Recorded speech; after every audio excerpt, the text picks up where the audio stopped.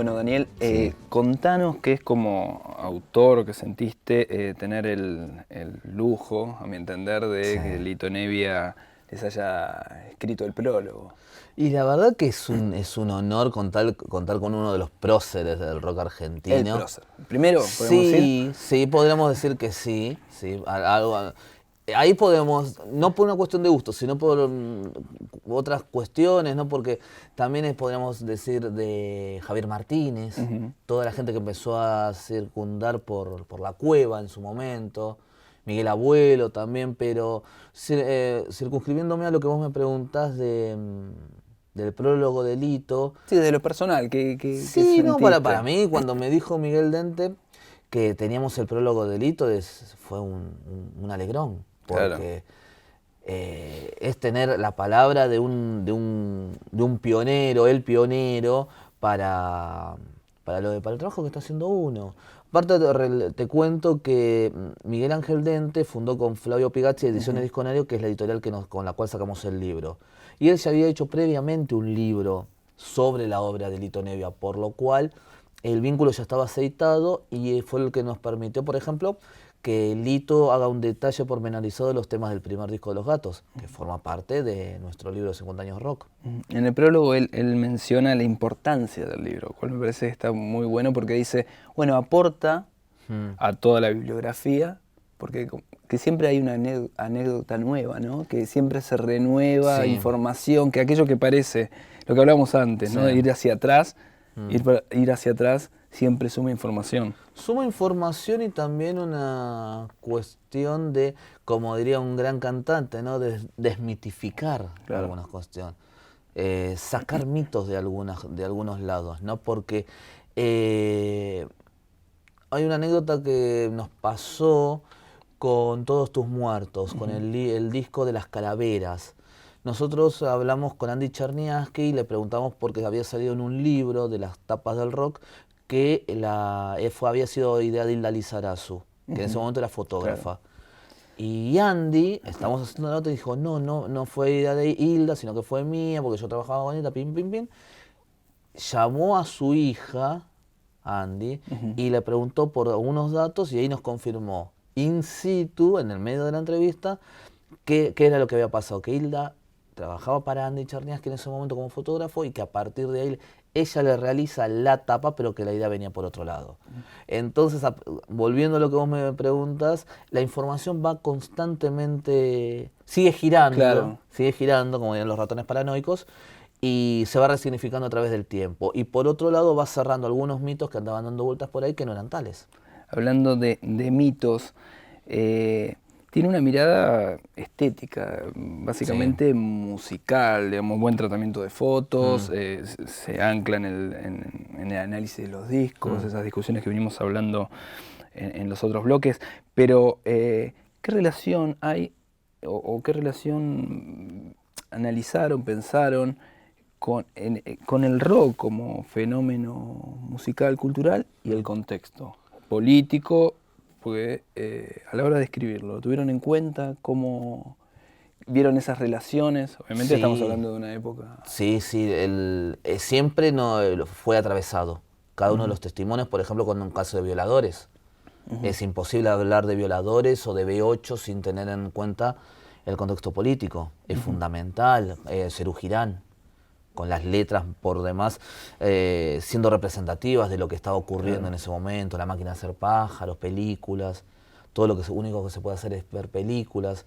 Siempre fue muy importante el contexto político. El que quiera quitarle la cuestión política al rock, sobre todo en estas épocas, estaría pecando en algún punto. Yo últimamente Ujú. estoy utilizando el término pasteurizar Ujú. y estaría haciendo eso. Y me parece que al día de hoy se está ocurriendo no solo con el rock, sino con las artes escénicas, como el teatro y demás. Hay un deseo de pasteurización de muchos contenidos. Claro. El recorte temporal está claro, ¿no? Son 50 Mm. años, del lado A está claro. ¿Cuáles son los límites territoriales para decir que es el rock nacional? El, ar- Ingresa Uruguay, es muy porteño En el también. caso de los Shakers ingresa porque fueron muy importantes para lo que fue el rock argentino. Después son bandas pura y exclusivamente de nuestro país, básicamente. No elegimos bandas.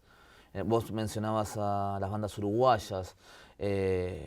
Ninguno de los tres autores consideró necesario incluir a las bandas uruguayas. Amén de la popularidad, porque volvemos a la tríada: popularidad, masividad, calidad. En nuestro caso, y hablo en mi caso personal, no creo que alguna pata renga le queda en esta tríada a las bandas uruguayas. Estabas hablando de Todos tus muertos y me cuesta ponerlo en el género rock. Digamos, yo lo ubicaría Sí. ahí, digamos, o discutiría un poco, pero vuelvo por ahí a la pregunta del comienzo, es decir, ¿cuál es el recorte del rock? Lo que pasa es que si uno se tiene que atener a lo que sería el rock, nos tendríamos que circunscribir a Chuck Berry y sus derivados, llegado el caso. Sandro y los de Fuego y sus derivados. El rock tuvo la suerte de expandirse hacia otros rumbos. Por eso también, ya hablamos del movimiento rock. Estamos utilizando esta terminología que obviamente da para una discusión posterior y con mucho más tiempo y ganas, pero el rock no es solamente guitarra, bajo, batería, el frontman adelante, el cantante y ya está. Porque si no, recortamos una gran cantidad de bandas. Qué sé yo, el reggae no entraría. Claro. El blues mismo no entraría, porque no es rock. Entonces me parece que no podemos cerrarnos. Justamente el rock fue el movimiento que empezó a abrir cabezas. Y ahí retomo algo que decía Simon Reynolds, que los Beatles, justamente, una paréntesis, en su momento se decía que los Beatles no podían hacer rock. Justo los Beatles llegaron a tal nivel de sofisticación que no podían hacer rock. ¿Cómo es eso? Pero la anécdota de Reynolds viene a colación de que él sostiene que los Beatles abren la puerta de la experimentación en el año 67 con Sgt. Pepper y la cierran al año siguiente con el álbum blanco. O sea que ahí hay un límite que establece Reynolds. Tomando esa idea, personalmente no me gusta cerrarme. Si no, a los decadentes no lo voy a incorporar, llegado el caso, sí, los incorporo. Claro, supongo que tendrás que, ya que está el lado A, viene el B, Sí. y cada vez tener mayor amplitud para incorporar nuevas... Sino que por eso volvemos a lo mismo. Claro. ¿A qué incorporamos? No podemos obviar a los auténticos decadentes, los Pericos, los fabulosos Cadillacs, por ejemplo. Los fabulosos Cadillacs que tienen una trayectoria en todo el continente que es importantísima. Los Muertos, por ejemplo. Sí, sí. Bersuit, digamos. Bersuit, sí. La rama más de la cumbia, ¿no? Exactamente. Ahí, bueno, igual en el caso de Bersuit fue también motivo de discusión, ¿no? Al que está más cerca de Bersuit que quien no. Fuimos una votación y ganó Bersuit, y Bersuit forma parte. Bersuit es muy importante a nivel masividad, es una banda muy reconocida. No es de mis bandas favoritas, obviamente. No. Obviamente. No, a mí no Bersuit no puedo... A ver, y esto lo digo a título personal, no es una banda que a mí me represente. ¿Puedo negar la importancia que tuvo Bersuit? Imposible. Está terminado el lado A. El lado A ya está terminado. Trabajando en el lado B. Sí. Los discos tenían dos lados, pero pensando en un lado C, un hipotético, ¿Un bonus track? ¿Cómo sería?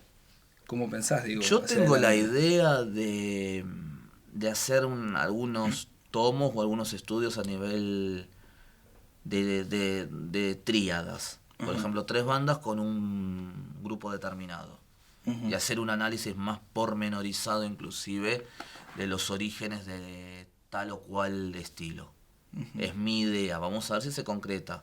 El punk me parece que es importante porque, teniendo en cuenta los públicos, la primera banda punk que consideramos nosotros fueron Los Violadores. Claro. Y Los Violadores tienen temas que hablan tanto de la represión como de la naranja mecánica. e inmediatamente después, cronológicamente hablando, que vendría Ataque 77. Que el público de Ataque 77 es completamente diferente al de los violadores. Claro. Además, una cosa es hablar de La Naranja Mecánica y otra cosa es hablar de Da Bustamante o Estar sola en la cancha. Claro. O Hay una bomba en el colegio. Ahí es donde se produce netamente un corte Sí, generacional. hacer banda de sonido de un programa televisivo como en Sí, su momento, pero Hacelo por mí. Hacelo por mí, pero más allá de eso, sino yo veo el corte generacional, ¿no?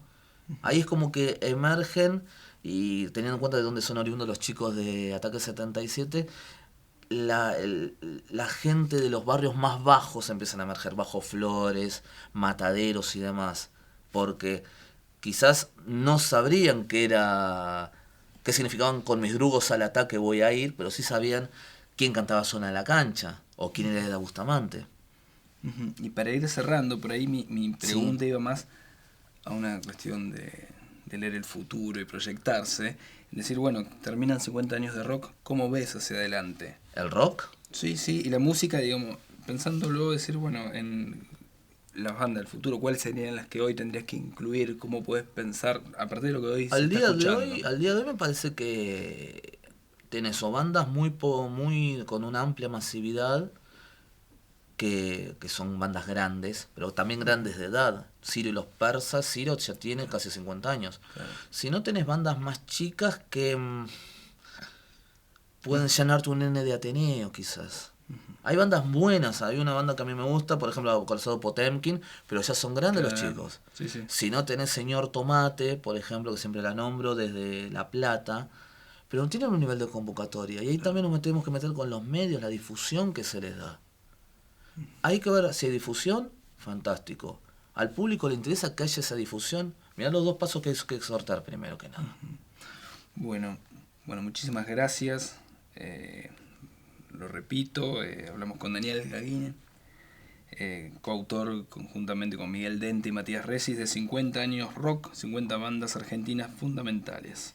El lado B y A, esperamos el lado B. El lado B se viene con algunos testimonios muy importantes. Te nombro dos, por ejemplo. Dale. Andrew Lou Oldham, que tuve el placer de hablar con él, hablando de Ratones Paranoicos. Y Chris Frantz, baterista de los Talking Heads, hablando de los Fabulosos Cadillacs. Vale. Bueno, muchas gracias. Muchísimas gracias. A contar cada momento sin